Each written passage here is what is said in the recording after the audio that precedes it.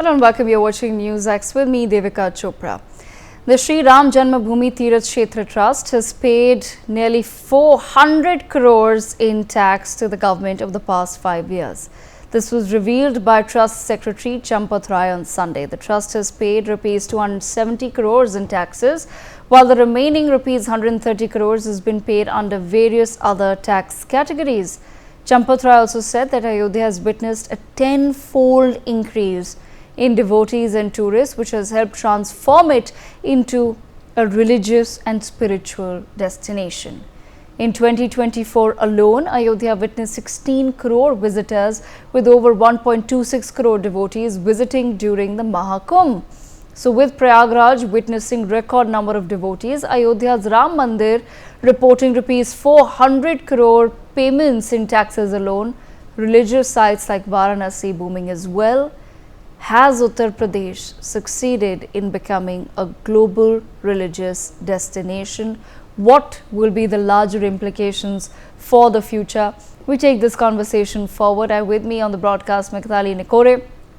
We also with us Sumit Peer, Mr. Yogendra Kapoor, economist, and Swami Shailesh Nandgiri, also with us on the broadcast. I want to first take our viewers through some of the key numbers that have really come out.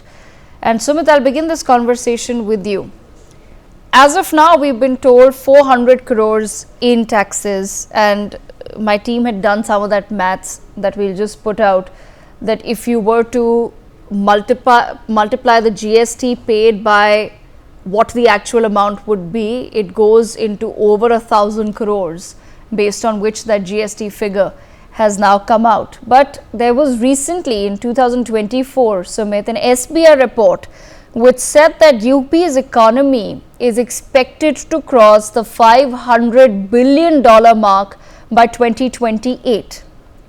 Currently, the top 5 economies of India are, of course, Maharashtra continues to be at the top.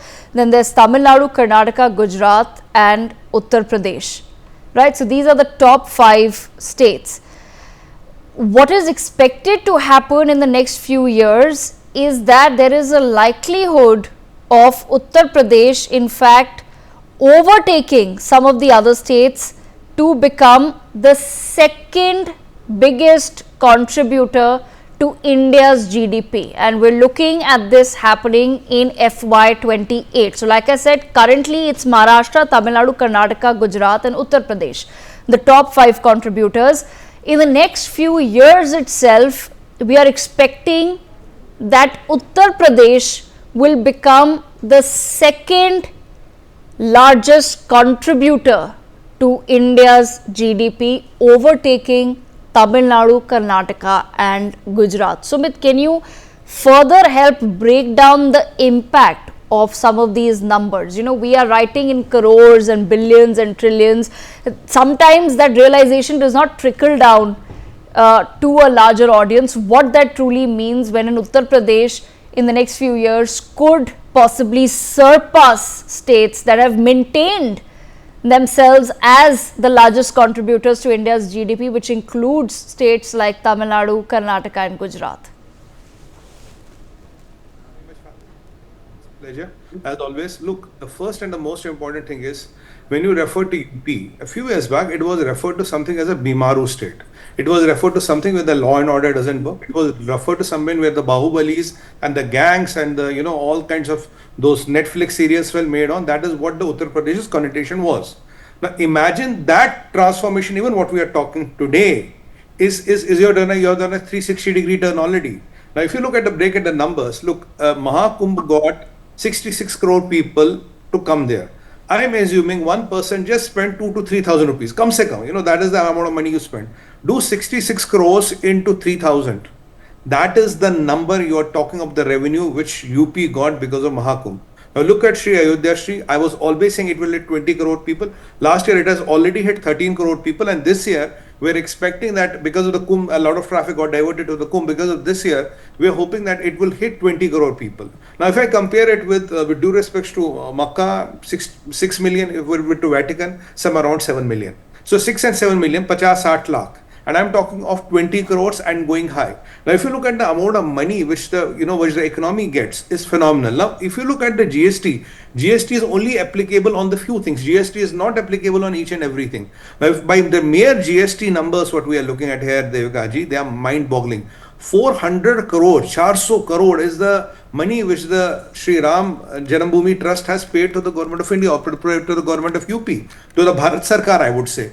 Now, if that is the contribution of one religious trust, and imagine the quantum of religious tourism, and imagine within the ancillary industry it should come. And remember, Nirmala ji came up with a plan that, you could use Mudra loan in this budget where you could make homestays. Because homestays and all will be a booming business, because a lot of people can't afford 5 stars and for 3 stars and all. We want a typical homestay, good food homestay. That is what will happen. Now, these kind of tourisms, but especially religious tourism, they are 24/7. They are 365 days a month. They are not seasonal. You can be happy, you can be sad, whichever way you'll go to it. Now, we were told that Paris is the #1 tourist destination in the world. We had 5.5 crore tourists visiting there a year. So, if you go by Ayodhya, we have already beaten it by 2 times, and by this year we are going to beat it by 4 times. Now, that is the quantum, and with it, under the able leadership of Yogi Adityanath and the industry stabilizing, investments coming in, MOUs happening. Now, imagine there's a big push on the semiconductor industry, there's a big push on the real estate. There are a lot of things which UP is working on.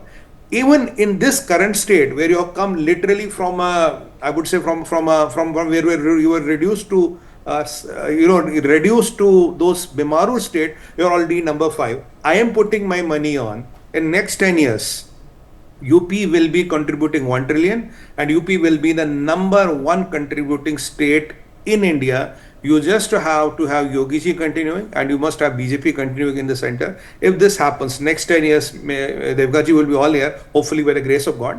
By 2025, we'll be talking of $1 trillion economy, and UP has the potential, Maharashtra has the potential of crossing each 1 trillion each. And if we want to reach those 20 trillion and all, we need a lot of those states exactly doing this. We have the potential. I think what we are seeing right now, what people are seeing right now, is only the tip of the iceberg. We're just seeing the 1/10 of it. Then 90% of it is the potential is yet to be discovered. And if you look at the affordable real estate, what UP can give, and look at the population it has, and if you come up with the affordable real estate in a PPP model, and the population it has, you look at semiconductor industry, one plant is 10, 20 to 50 billion dollars. UP is welcoming a lot of semiconductor investment. So with these kind of things happening, and UP has water, UP has rail connectivity, UP has airports, UP has everything what it needs. Of course, it doesn't have sea, because you cannot get sea to the UP, but amidst that, you see, Maharashtra has sea, Tamil Nadu has sea, when you have seaports and all, but naturally the industry develops here. Amidst having those geographical disadvantages, if this is the number we are talking about, Gujarat has sea, Karnataka has sea, Tamil Nadu has sea, and Maharashtra has sea. UP doesn't have sea. Even amidst that, these are the numbers we are talking, and looking at the population, I think looking at the potential of the religion tourism, Devikaji,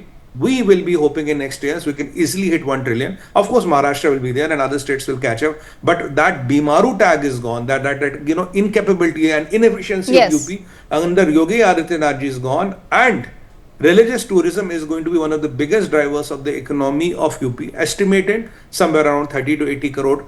Some 30 to 80 billion dollars of revenue if we look at a scope of next 5 years. It's huge amount of money when you look at the state of UP. And the best thing about tourists is they come and they go. They smell air, अपना हाथ जोड़ते हैं, प्रार्थना करते हैं, and there you go. And I'm not even counting the chadawa. I'm not even counting all other things which are not coming into this radar of GST and all. It's mind-boggling. The numbers are simply mind-boggling. I don't have words to describe this. And for all these cynics who told us, why did you put 400 crores here? Why did you put 800 crores here? Why did you put 1200 crores here? Now what do they answer today? One Ram Mandir has given you 400 crores and counting. What is your answer to that? They will also say, why did you put government's money there? The return of investment was 2-3 months. That's it. And we are doing much better than we had even anticipated or expected. So what do the cynics say? What does the opposition say? And what do the other people who questioned everything? They question the concept, they question the viability, they question the feasibility of everything. I'm going to take that forward. I'll take that thought forward. What is their answer? And imagine Mahakal corridor, imagine Kumbh, imagine. I don't think the guests can hear me anymore. I'm going to request my PCR crew to fix that though. Mitali, I bring you into the conversation here. Important point there raised by Samit Peer, and interestingly, I was also having a conversation with some friends who had come in from abroad, and I don't know how the topic of airports came up, and I said that Ayodhya also has an international airport, and one of my friends who's been living abroad for a while looked very puzzled and said, why does Ayodhya have an international airport? Who's really coming in? Who's flying in directly into Ayodhya? That's, sounded very strange to them. And I said, listen, things are really changing as far as religious tourism is concerned. Gone are the days when someone wants to land in New Delhi and then make their way to Ayodhya or other religious spots, and it makes a lot of sense for the government to have those provisions in place right now. We don't want to be in a position where we develop it first, bring in the trains, then we bring in a domestic airport, then we bring in an international airport. The way the current government functions is that you prepare everything, you make that investment right now of many thousand crores that go into it, but make all the provisions today so that you're not spending the next 20 years just developing the basic infrastructure. And Mitali, those see the returns as far as from an economist's point of view is concerned? When you look at the investment weight versus the return, ultimately that's all it boils down to, right? For some people, it's all about numbers. Yes, of course, there is a huge religious aspect to it as well, and that is not up for debate. Whether the religious aspect matters or not, that's not what we're debating here, and that never really is a question to be posed either. But from just a simple numbers and economics point of view, what's your big takeaway when you read some of the data that has now come out? No, absolutely. Thanks a lot for bringing me into the debate. And, to your friend, firstly, I would say, come and fly in from, the US where there are direct flights, or, the UK where there are direct flights, and even from Dubai. I think that's one of the biggest, connected centers where there are direct flights to Ayodhya now. And experience, the airports. And it's not only Ayodhya, right? I mean, I think we are zeroing in today because of the GST returns, but there are a number of areas around the country, and not only Ayodhya, but even say Puri, where you can go into Bhubaneswar, and then Puri is just 1 hour away, or going into other places in the south where again the connectivity has improved so much. Religious tourism is one of the most important growth drivers for India in the decades going forward, not only because of the domestic tourists, but because of the tourists who will come from abroad, and they have higher spending power. They have higher, they might not come every year. The same number of people may not come every year, but if they come once in 5 years, they come with the idea that they want to have a memorable trip. And that memorable trip means that they are going to invest a large amount of corpus into that trip, and they want to spend for premium and luxury accommodation. They want to spend for premium services. They want to get the best of everything. They want to sometimes even jump the queue, and they are happy to pay for that as well. So at the end of the day, the kind of returns, and I'm speaking just as economists, the kind of returns that we are going to get because of these premium services are going to be far higher, and they are in a way cross subsidizing the domestic tourists as well, who may not be able to afford those services. Having said that, the second thing I want to say is around the employment question, because when we measure economic returns, the most important metric is how many jobs have you managed to create. And the Kumbh this year managed to create a million, almost 10 lakh jobs. They may not have been permanent jobs, but they provided employment to 10 lakh people for at least 3 months' time. And that's also a big contribution when we look at the entire employability question. A lot of innovative businesses were running during Kumbh, for example, in the hospitality space, but also in the digital media space, in the space of religious tourism. So these are newer and newer jobs that nobody in the world has even thought about, but we are over here showing that actually you can increase employment through religious tourism. And the other point is about employment of women. Religious tourism creates jobs which are actually better for women, where women can come and work, where women can actually get involved in the economy. And that is a very important part around women led development that the Prime Minister has also, highlighted. So I really feel that when we talk about inclusive growth, more sustainable growth, and, a reason for investing in this infrastructure, the returns it takes time. We can't say that one airport has been built and in 1 year's time we should get all the returns. The idea of that infrastructure is to last us for at least 20 to 25 years. And definitely in that 20 to 25 years, we're already seeing the utilization being almost 30-40%. So in 20 to 25 years, of course, it's going to go up to at least, 100+%. It will be overutilized. So definitely the returns are there. We are starting to see them very, very fast. And there is a huge demand for this religious tourism that, I'm so glad that India can cater to, because it's what people really want.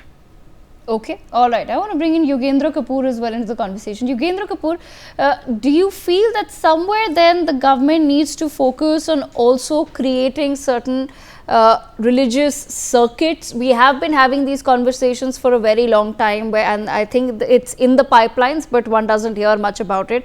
The fact that the government wants to create just a Ramayana circuit that begins and takes you through all the key destinations within India and somewhere tells you the entire story. Perhaps there's something that could be done possibly in conjunction with Sri Lanka as well on this particular matter. But do you think that the government now needs to start at this point in time taking some of those next steps to develop some of these religious spots or destinations in a way that people want to go with their families, not just to of course visit the Ram temple and the Ram Mandir and offer their prayers, but to also have certain activities to do in and around those areas, so that you can maybe look at extending your stay, maybe have some plays that are developed or some activities that are developed which push me to make sure that I'm spending enough time in these destinations. Right, Devika. First of all, I'd like to say that let's look at the impact of religious tourism that it has brought about for the state of Uttar Pradesh. Uttar Pradesh is now known nationally as well as internationally in terms of two places, which is Ayodhya, and now the Maha Kumbh success has proved that, we have a way to go. From a land of criminals to a land of spiritualism. That is how I foresee the people are going to see the state of Uttar Pradesh. When we talk of economy, we have to understand that all the four major drivers of our economy, which is in the form of infrastructure and government expenditure, private investment, consumption, and net foreign exchange earnings. All these aspects are very well taken care of by way of religious tourism. And you see, so far as the government focusing on the various aspects to ensure that the developmental process remains on a continual basis, it's very important that the government should be focusing on ways of how to ensure that there is ease of doing business, at the same time ensuring that there is a proper system of maintenance of law and order. And the third, which I feel again is very important, because you see in tourism it is like it spreads by way of word of mouth. The point is that in case we develop a system of a feedback mechanism, wherein basically if at all any traveler whosoever visits the state of Uttar Pradesh and he feels or finds any difficulty or has any grievance or complaint, then there should be a system by the government that wherein those complaints are being addressed. Because you see, if we are going to have an efficient system, it will be a multiplier effect in itself, because once there is feedback that goes throughout the country or throughout the world, that here is a state that you can move around freely, you can go about in a way you want. So that is how I feel that the overall development of the ecosystem will take place for this state. Okay, all right. Let me bring in Swami Shailesh Anand Giri into the conversation as well. Swami Shailesh Anand Giri, I want to understand from your perspective, if you were to give the government some advice on what are some of the next steps that can be taken, as I said, because I do feel that beyond the people coming to the Ayodhya Ram Mandir or going to for example, the Varanasi corridor and offering their prayers, we must do something to revive spiritualism and a religious mindset within the nation, so that one is not just coming to the temple to offer prayers and then going back home and getting back to their regular ways of life. What is it that you suggest that can be done so that, like I said, maybe families can have an extended stay, maybe there can be some workshops, some learnings, something that can be done which helps you then take back certain learnings and bring them back to your cities and to your, and really incorporate them into our lifestyle. Yes, we are on the path of becoming a center for religious tourism, but keeping the economics of it aside, we are today in dire need also in our country to have certain religious and spiritual awakening. How do we bring that about? Yes, that's the best part of it. Congratulations to all of us that we have succeeded in proving Dharma, Arth, Kama, Moksha in true sense. When we follow the Dharma, Arth, that is not only just the financial aspect, but also the exact prosperity that comes into our life. Then calm will be there. For me, calm is the entrepreneurship. It has still to be achieved. That is lacking behind. And then moksha, that is the ultimate bliss that we will achieve after getting this entrepreneurship. When all these delegates were talking, I was so happy. They have got so much of things. Mr. Sumit said, about Mirzapur to Metropolitan, I was saying Vasirpur to Metropolitan, we are traveling now. That's the best part. Because, when there is no employment, when there is no money, the youngsters get involved into crime. But, we need to understand the depth of religion. Religion is not Hinduism. Religion is not Sanatana. Religion is reconnecting with God. That is not our religion. That is about the Abrahamic religions. That is Christianity and Muslim. That is about Bible, Torah, Quran, Injil, and all those things. We are Dharma. Dharma, that is Dharyati. We accept it.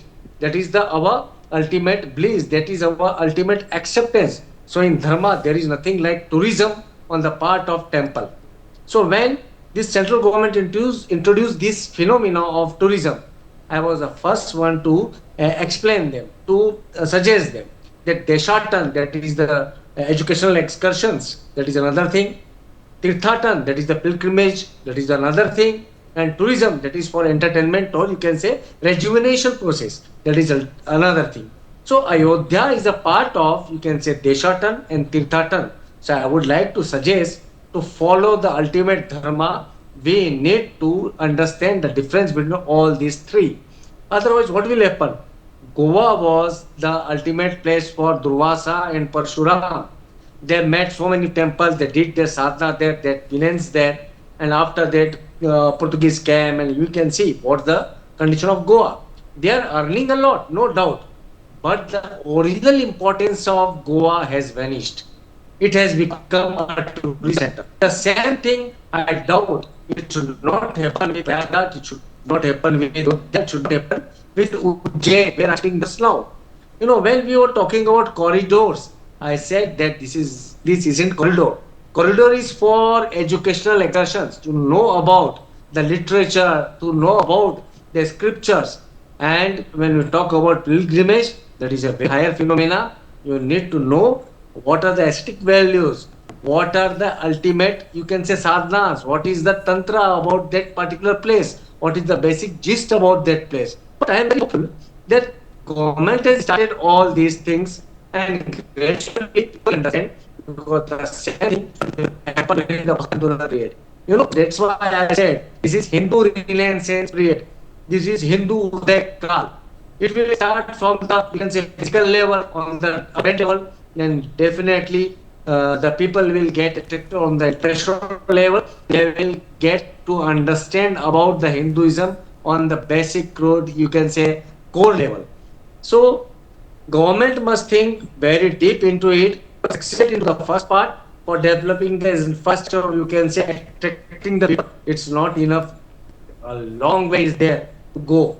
We need to explain what was Rama, how the Rama was, how Rama did this. When I went to South Korea, I told you, Shri married to the prince there. But our pilgrimage or our lineage of Hinduism, it has got its, you can say, beings all over the globe. We need to explain about that. That's what I expect from the government. Okay, I leave the last word with Sumit Peer. suggestions I want to make, because look, when Prime Minister Modi came into the picture and Yogi ji came into the picture, we were expecting this to happen. And you know, Yogi ji is a yogi himself. CM to baad mein hai, yogi pehle hai. So he's a yogi himself. So I mean, I can't describe him more. Now what we have achieved milestones of Kumbh. We have Kashi Vishwanath ji, Mahakal corridor, we are talking of Ayodhya ji. These are all achievements. But if I look at UP, Bihar, and if we look at our and if you look across the India, I think there are 1,000 more such opportunities or more such religious places which have to be brought to the forefront in UP and elsewhere in the India. Because imagine the potential they have. That's point number one. Point number two, today only Hindu Dharma or Sanatana Dharma is the Dharma which can give people what is the flair of spirituality. You know, what spirituality is about. I mean, when I was working in Greece, I asked somebody, were you ever in love? He said, I made love at 13. So, you know, it's a difference. You know, they don't know what is spirituality. So you have to regularly teach them what is spirituality. Third thing, the time has come. Now we should restart Gurukulas. We should restart the Vedic education. Vedic education, Vedic universities should be recognized. And in our Ayurveda and all, because we discovered the medicine, we were the first plastic surgeons of the world. Now there are treatments for weight loss, there are treatments for even things like cancer, there are treatments for so many things which humanity is suffering. And recently Prime Minister Modi appealed us, look, we have to cut down our oil because obesity is becoming a problem in India. So this Vedic way of growing, living, farming, way of life, these are the branches which should go so that the world sees sustainability, Sanatana and Surya, how can they coexist? That is what we have to teach to the world. We are not in conflict with anybody, neither are we in conflict with nature. That is what Sanatana Dharma teaches us. We worship tree, we worship an ant, we worship rain, we worship forest, we worship everything. We don't take that this Vasudha or Dharti is our Jagir. A lot of people think, yeah, Dharti hamare jo marzi kare. We worship every element of it. And unless and until 5 major elements, forget them, all the elements of the universe don't have the samanvay or the balance, the humanity won't be able to sustain. And look at the number of wars which are brewing in the world. What Prime Minister Modi yesterday rightly said, only Sanatana Dharma is the place. Hindus are the people who can really be the peacekeepers and teach the world, you know, how to be united and not to get into these wars which can kill millions and millions. There's a lot of work which we need to do. And India has to be that epicenter where the liberation, where the spirituality and where the peace and tranquility prevails to the whole world. Let's become that hub. Let's send that message to the world. Okay, all right. That's all the time that we have, but I thank all of our panelists for taking this conversation forward. With that, viewers, we're going to sip into a very quick break.